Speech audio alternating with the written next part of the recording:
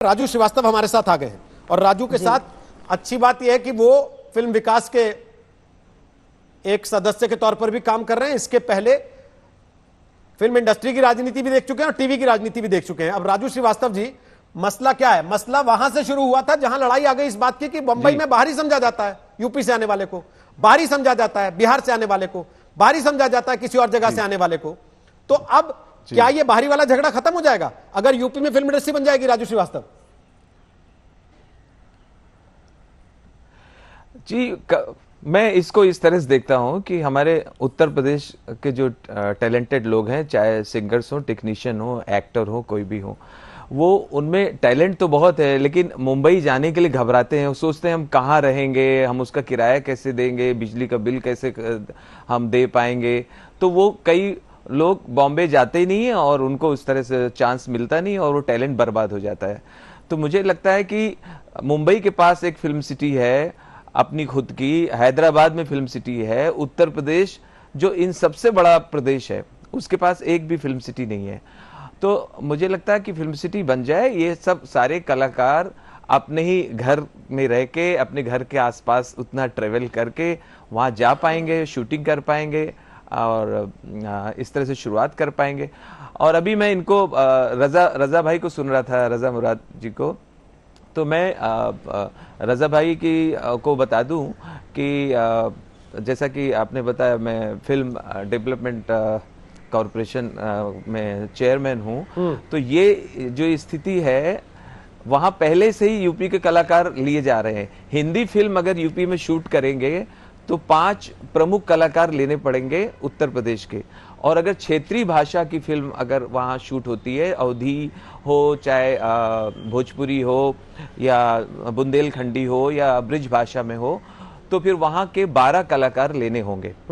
तो ये ऑलरेडी ये नियम वहाँ लागू है और इसी हिसाब से वहाँ शूटिंग हो रही है और सबको सब्सिडी वगैरह मिल रही है। लेकिन मेरा सवाल का जवाब नहीं आया मनोज जी।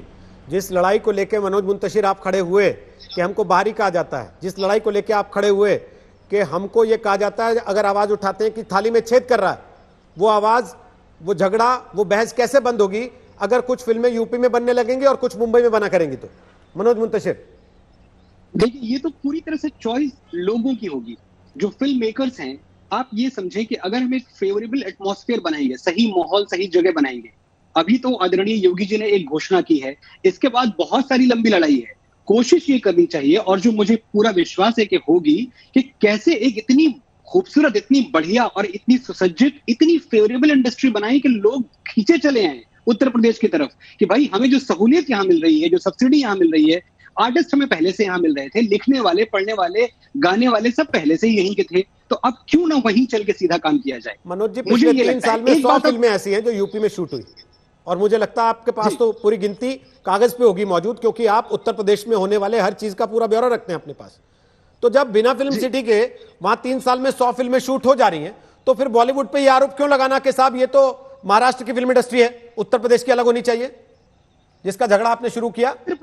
नहीं, उत्तर प्रदेश की अलग इंडस्ट्री नहीं मांगी मैंने। एक बार आप ये समझें, मैं ये कहने की कोशिश कर रहा हूं कि एक बहुत ही ऑर्गेनिक, बहुत ही नेचुरल तरीके से हर भाषा का अपना सिनेमा है और हर भाषा की अपनी जमीन है।